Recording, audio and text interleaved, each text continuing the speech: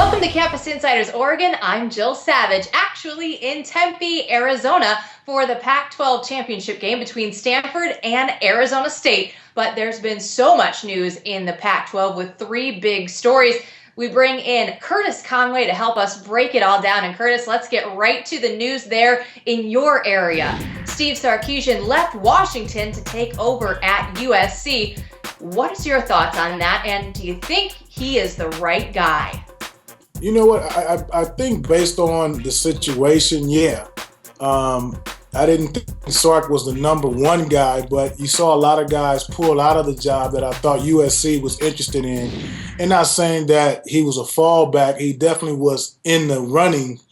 But when you look at everyone else out there, I mean, who else will fit the mold other than Sark? Curtis, the Trojans' rival, UCLA, had some news of their own. Jim Mora signed a 6-year contract extension. That doesn't seem too surprising, though, does it? No, not at all, especially once Sark got the USC job and Washington opened up. UCLA, they got a little nervous, but I thought they did the right thing. In the meantime, the Ducks got an early Christmas present with Marcus Mariota deciding to return for his junior season. Do you think that's the right move by him? I mean, we've seen it in the past where guys have passed up on that money. Guys like Matt Barkley and Jake Locker, they've missed out on a lot of money. In Marcus's case, I didn't think he was NFL ready. I'm glad he did stay. At the same time, if he had an opportunity to go high in the draft or maybe like mid-first round, I probably would have left and just got better once I got to the NFL. Curtis, out of these three, which one do you think will have the most impact? Oh, no doubt, Marcus.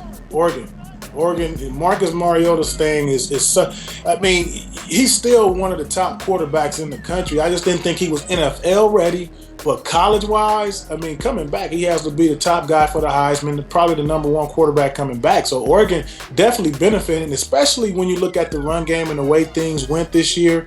I didn't see them run the ball as much as they did with Kenyon Barner and LaMichael James. I think because DeAnthony Thomas wasn't a 20-25 a game carry type of guy. So Marcus had to throw the ball and he had to run the ball a little more. So Oregon definitely benefited more than I would say UCLA with Mora and Sark. But of course, long term, those other two benefited. Now moving on to the Pac-12 championship game between Stanford and Arizona State. Give me a prediction of who you think goes to the Rose Bowl and break down the game for me. Man, this is going to be a good game because this is not the same Arizona State team that Stanford faced on the farm earlier in the year. They've been battle tested. They're playing they're playing more physical than they were against Stanford in the first meeting.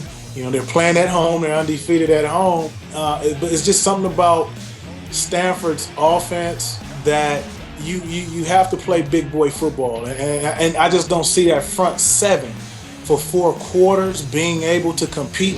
It'll be a little closer this time around because Arizona State is playing playing physical, but Stanford clearly dominated that football game. So if I had to say who's going to win, it would definitely be Stanford. Thanks as always, Curtis. We'll catch up with you soon.